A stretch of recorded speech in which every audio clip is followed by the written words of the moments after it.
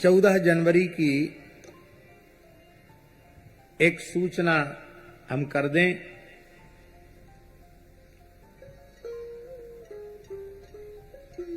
और उस सूचना के पश्चात कथा होगी। 14 जनवरी को षठ तिला एकादशी है और षठ तिला में 6 प्रकार से तिल का उपयोग किया जाता है। षठ तिला पापनाशनी, षठ तिला एकादशी संपूर्ण पापों का नाश करने वाली है। क्या करना चाहिए 6 प्रकार से तिल का उपयोग? ध्यान से सुने। तिलोदवर्ती,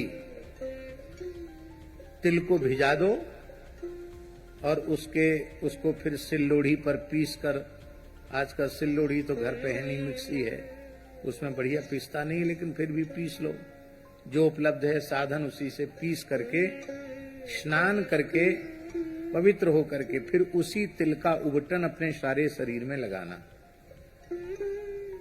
उस उबटन के 3 भाग करना। एक भाग मस्तक से लेके वक्षस्थल तक लगाना, दूसरा भाग हाथ धो करके फिर नाभि से लेके कमर तक लगाना, तीसरा भाग पैरों पर लगाना। तिलोदवर्ती। फिर किसी पवित्र तीर्थ में गोता लगाना। तो कैसे? तिलस्नाई, या तो लोटा में तिल डाल दो, स्नान करो, अथवा थोड़ा तिल छोड़ दो जमुना जी गंगा जी में, फिर गोता लगाओ। तिलस्नाई, तिलोदवर्ती, तिलस्नाई। तिल होता, तिल का ही हवन करना, तिल होता। और तिलोदकी, तिल हाथ में लेकर के पितरों का तर्पण आदि करना, तिल लेकर तिल से ही तर्पण करना। देवर्षि पितृ तर्पण तिल से ही करना। यद्यपि तर्पण में तिल की अनिवार्यता है, लेकिन षठ तिला को विशेष रूप में। तो तिलोदवर्ती, तिलस्नाई, तिल होता, तिलोदकी, तिल भुक, तिल का ही भोजन करना, तिल खाना।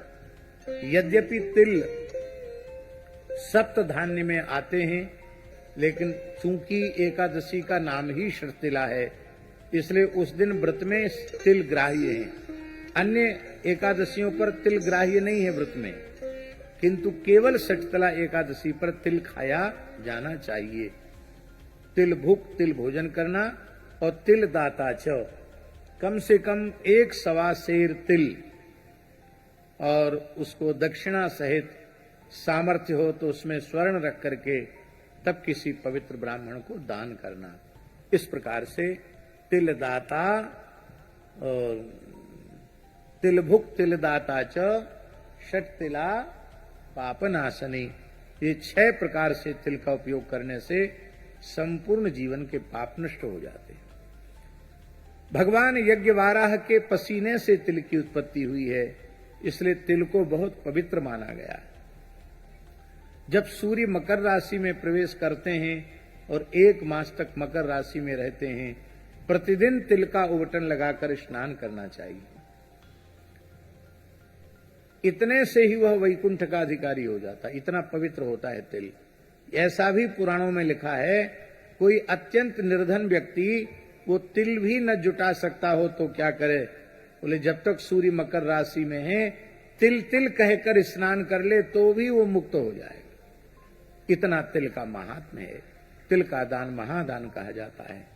और यह एक बहुत बड़े संयोग की बात है कि हम समझते हैं कि पूरी स्मृति तो हमको नहीं है, लेकिन शायद 30-35 वर्ष के बाद ऐसा संयोग आया होगा कि जो षठ तिला और मकर संक्रांति दोनों एक ही तिथि पर पड़ रही। मकर संक्रांति भी वही उसी दिन और षठ तिला एकादशी भी उसी दिन। ऐसे कई कई दुर्लभ योग उस दिन पड़ रहे हैं। इसलिए इस बार की जो मकर संक्रांति है और षठ तिला है, ये विशेष पुण्य प्रदा है।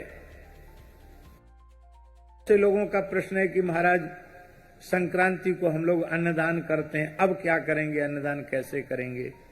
क्योंकि एकादशी है, तो अन्नदान के प्रतीक के रूप में तिल दान करें उस दिन। और जो अन्नदान करना है उस अन्न का संकल्प करके रख लें और दूसरे दिन द्वादशी आने पर अन्नदान करें। भोज भंडारा भी कराना हो तो द्वादशी को ही करावें, ऐसा है। ये सठ तिला संपूर्ण पापों का नाश करने वाली है और संक्रांति तो अक्षय पुण्य को देने वाली होती ही है। 14 जनवरी को मध्याह्न में लगभग 3:13 से एकादशी का और मकर संक्रांति का पुण्य काल आरंभ होगा, जो सूर्यास्त होने तक चलेगा।